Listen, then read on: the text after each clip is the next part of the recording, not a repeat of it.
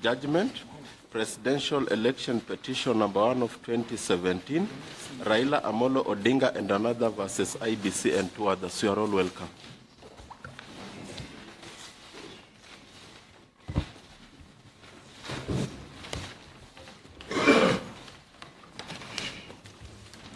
Morning, members. Just for the record, the appearances for the petitioners. Myself, my name is James Orengo. My learned friend, Pheroze Nowrojee, Senior Counsel. Senior Counsel Amos Wako, Attorney General Emeritus. Senior Counsel Okongo Mugeni. And my learned friends, Mr. Otiende Amolo, Mr. Paul Mwangi, Mr. Professor Mtaha Kangu, Professor Ben Sihanya, Mr. TJ Kajuan, Mr. Peter Kaluma, Honorable Millie Odhiambo, Ms. Julie Soweto, Norman Magaya, Dan Manzo, Anthony Olwach, Willis Otieno, Jackson Awele, Madeline Murumba, Celestine Opio, Mr. Maumo, Judy Olo, Arnold Oginga, and Kevin Wakwaya. Those are the appearances for the petitioners. Thank you, Mr. Orengo. Mr. Mwite. The first and second respondents are represented by the same team of lawyers whose names you have on record already. I think in the interest of saving time. No, read them out. Read them out. Where's the list? My Lord, the first and second respondents are represented by myself with Kamau Karoli, Senior Counsel Luce Kaboni, Professor PLO Lumumba, Cyprian Wekesa,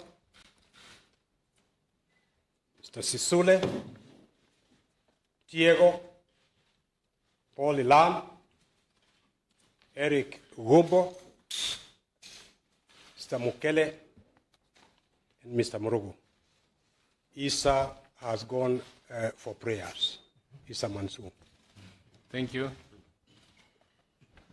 Yes, my Lord Chief Justice and Judge of the Supreme Court, for the third respondent, my name is Ahmed Nasir. I'm appearing with my learned friends Ken Ogeto, Evans Monari, Katwa Keegan. Fred Ngatia will join us later, my Lord. Thank you, Mr. Nasir.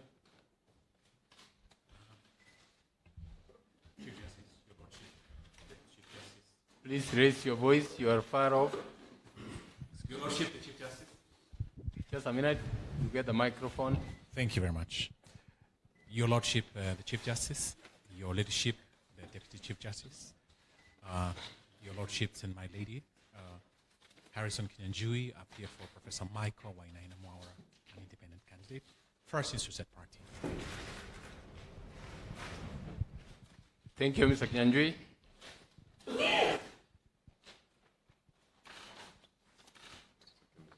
May it please the court. My name is Elias Mutuma. I appear alongside Mr. Ignatius Mohatia for the second interested party, Dr. Ikuru Court. Thank you. Thank you. A very good morning, my Lord Chief Justice and judges of the Supreme Court. It is Eid and it is a happy day. I am honored to introduce Mr. Kaumba Samuel, who holds brief for the first amicus curiae, the Honorable the Attorney General. My name is Stephen Mwenesi. For the second amicus, the Law Society of Kenya, Stephen Mwenesi, I appear with Mr. Omwanza Ombati in that regard. Thank you. Thank you very much, Counsel.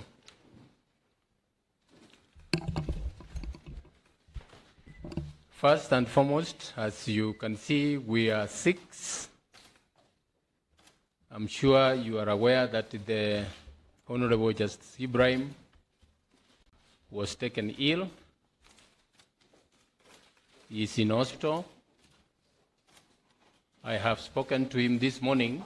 He's doing very well. And by the grace of God, he should be discharged in a few days. And in 2013, the court read the decision of the court without a full judgment. That was not received very well. And the expectations were that this morning we should read a full judgment. You know, we have had long hearings. Some of them have gone to late at night. We concluded the hearing on Tuesday, well after 9 o'clock. I want to state that given the tons of material placed before us, it was not humanly possible to go through that record and write a reasoned and well-considered judgment. That we will do on a later date. So I'm sorry we have to disappoint those who expected a full judgment today, and I believe to a large extent the nation. But you will understand that given the timelines we have, if we don't deliver a judgment today, we will cause a constitutional crisis. So what we have this morning is a determination of the court. Now, before I read that determination, I want to say this. The greatness of a nation lies in its fidelity to its constitution and a strict adherence to the rule of law. And above all, the fear of God. Having said that, I would now like to read the determination of the court. The hearing of this petition was concluded on Tuesday, 29th August 2017, well after 9 p.m. The judges thereafter retreated to deliberate on the various issues for determination as crafted by the court.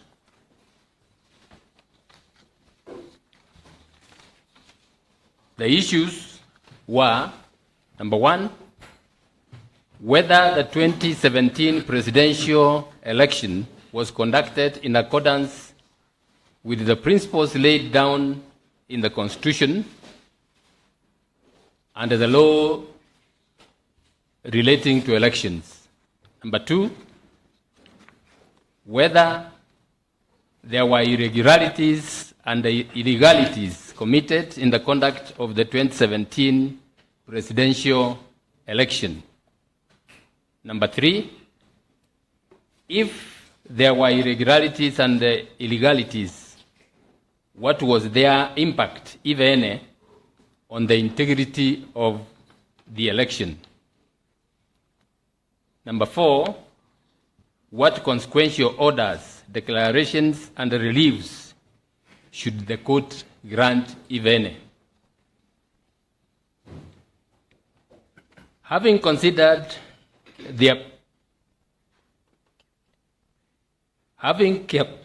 carefully considered the above issues, the following is the majority decision of the court with 2 judges, the Honorable Justice Ojwang and the Honorable Justice Ndungu dissenting.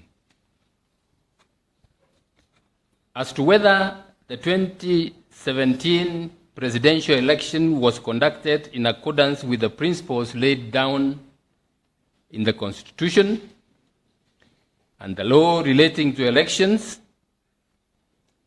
upon considering inter alia Articles 10, 38, 81, and 86 of the Constitution, as well as Sections 39(1)(c), 44, and 44A and 83 of the Elections Act, the decision of the court is that the first respondent failed, neglected, or refused to conduct the presidential election in a manner consistent with the dictates of the Constitution and inter alia the Elections Act, Chapter 7 of the laws of Kenya.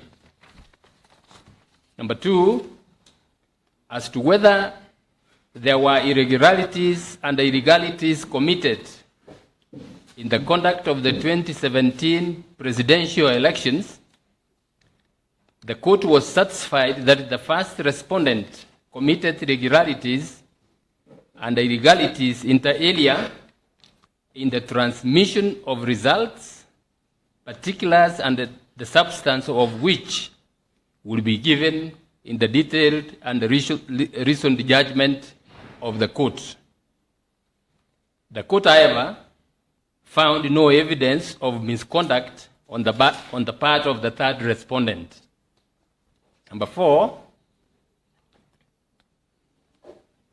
3, as to whether the irregularities and the irregularities affected the integrity of the election, the court was satisfied that they did, and thereby impugning the integrity of the entire presidential election. Before I proceed, I would now like to allow my 2 colleagues who are dissenting to read their views before we read the final orders of the court, and in this regard I will request the Honorable Justice Njoki to read. This is a summarized dissenting opinion from myself. The court has rendered its judgment by a majority.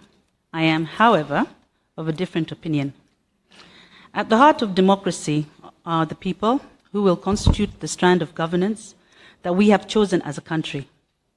On the 8th of August, 2017, millions of Kenyans from all walks of life yielded to the call of democracy and queued for many hours to fulfill their duty to our republic by delegating their sovereign power to their democratically elected representatives. This was an exercise that was hailed by many regional and international observers as largely free, fair, credible, and peaceful.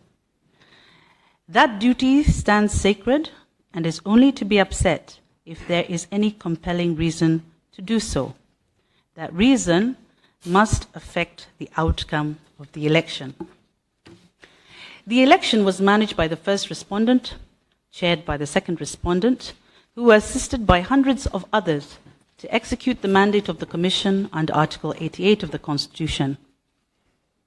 At the end of the process, the second respondent, in accordance with Article 138(10) of the Constitution, declared the result of the election. Having received more than half of all the votes cast in the election, and at least 25% of votes cast in each of more than half of the counties, the third respondent was declared the President-elect. As the Chief Justice has stated, the case revolves around 3 fundamental questions. 1, I want to repeat them. 1, whether the election was conducted in accordance with the Constitution and the law. 2, whether there were irregularities and illegalities committed during the conduct of the election. And 3, if there were irregularities and illegalities, what was the integrity of the election?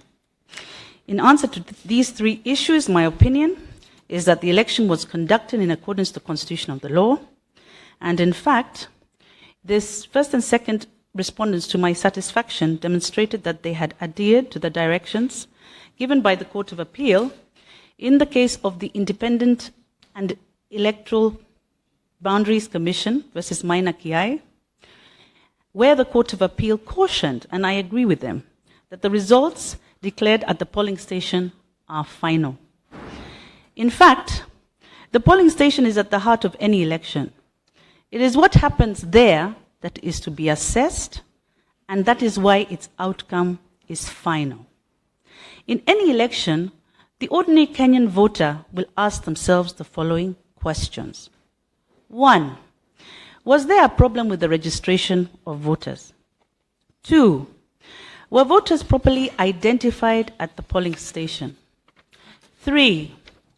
Were voters allowed to cast their ballots peacefully and within good time? 4. Were the votes cast counted, declared, and verified at the polling station to the satisfaction of all parties? If the answer to all these questions is in the affirmative, then the election has been conducted properly. The petitioners, in my view, did not present any material evidence to the standard required to upset the results returned to the National Tallying Center by the presiding officers in forms